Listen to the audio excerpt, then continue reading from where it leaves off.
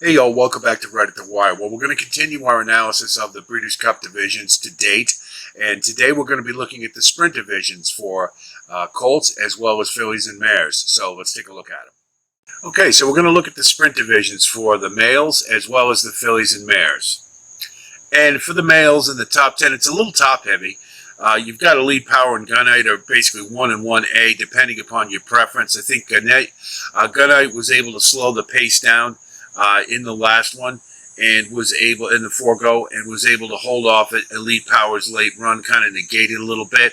Not sure you're going to be able to have that similar type of scenario in the Breeders' Cup Sprint because the pace is always lightning fast, and really is not going to work terribly in Gunite's favor. But he is more than capable, and he's a really solid horse. But I think Elite Power, based upon his record this year and what he's been doing, and he is a defending Breeders' Cup champ, I think he's one that you have to put on top.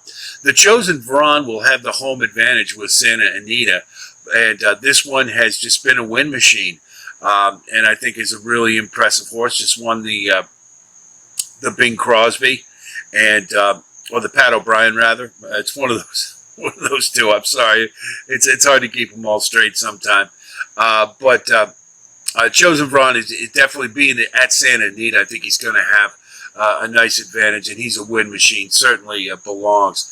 Anarchist, another one that may run in the dirt mile, and that's why he's got the asterisk by his name as well as General Jim, but more than capable at the sprint distance, and won the Pat O'Brien.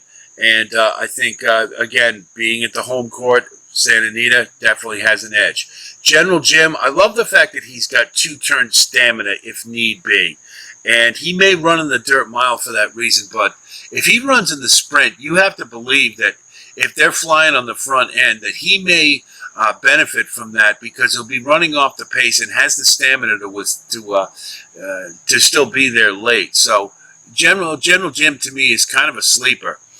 Dean Delivers is just a cut below, but he's a hard knocker, always brings it, and he'll definitely be a competitor in the race. Dr. Shivel ran a nice Bing Crosby last time, and damn near won it. Couldn't quite hold off Chosen Vron, but I think after the long layoff, he's rounding back into form, and I think he's one you have to take seriously, especially being at Santa Anita.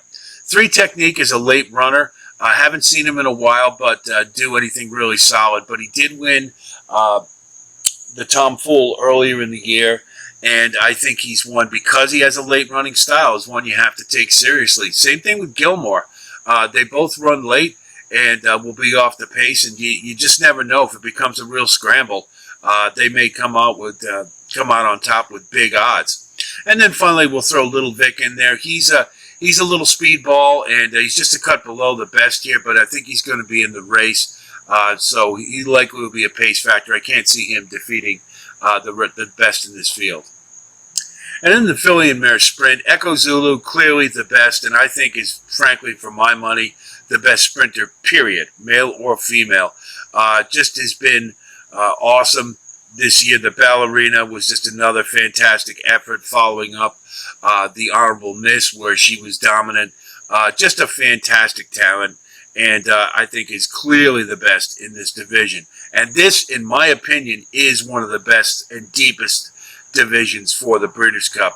When you consider you've got Goodnight Olive, last year's winner, is second, and Ida, who's just a win machine out west, that's a pretty darn good field. Goodnight Olive, I think there's a little something off this year. I just get that feeling watching her races, and she does come from off the pace, so that's always a good thing in these sprint races, but I just got a feeling she's a little bit off from last year's form. Ida's going to have the home advantage at Santa Anita, and it's just, I think, won 7 straight now. Just doesn't look like she's going to be slowing down at all. Definitely one you have to consider. Matarea and Wicked Halo are 2 hard knockers. They're always in the money, and Matarea had a nice third in the Ballerina. And Wicked Halo has just been a hard knocker all year. I think either one of them can lay claim to being a top contender in this race. Frank's Roquette is the elder lady in the group, but is very capable and is finishing third to Echo Zulu was no shame at all. This is in the honorable miss. Frank's Rocket is an excellent sprinter, and definitely belongs. Then we got a couple of 3-year-olds. We got Money's Gold, who showed a ton of talent earlier in the year. Just everybody was agog, thinking, what could this one do next? Then she kind of came back to earth, facing some stiffer competition, but she still has acquitted herself pretty well, I think. And, with a little bit of maturity, perhaps she can be more of a factor. But she's got a ton of talent and a lot of speed. And I think if they just put her on the front end and let her go, you never know. She might be able to wire the field. Darth Vader, you got to love, because she's just a hard knocker. She ran at 2 turns and was competitive where I didn't think she could be. It showed a lot about her. To me, she's got a lot of grit, cannot be discounted, and I think that she could factor in any stakes race. Red Carpet Ready. The last race, we'll draw a line through that because she just didn't like the heat and humidity, and she was eased up in that race. But I think she can do better, and I think will. One to consider as from the 3-year-olds. Going against older, always a challenge, but I think has the talent to stick around. Mary Quay Contrary is just an honest horse. She brings it every time. She's going to be coming from off the pace. I don't know that I'd have her in the top 10 if it wasn't fairly certain that she's going to be running in the Breeders' Cup Filly and Mare Sprint, but is a late runner, and they always have a puncher's chance in these races. If the pace just becomes a meltdown, then she could be there at the end. So you never want to throw out or discount a closer. So that's the sprint divisions. I think in particular, the Filly and Mare division is really deep and a really awesome division. Should make for a great race.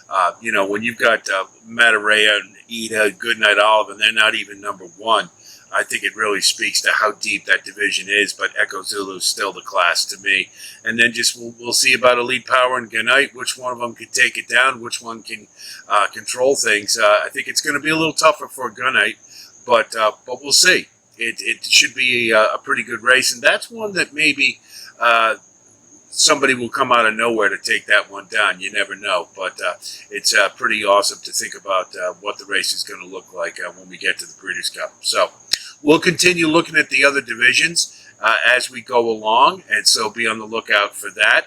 And, of course, if you do like the content that you see here, please like and subscribe. It does help to keep us going. And, again, thanks to all of you who have come on board. We really appreciate it. And we'll have more content as we go along.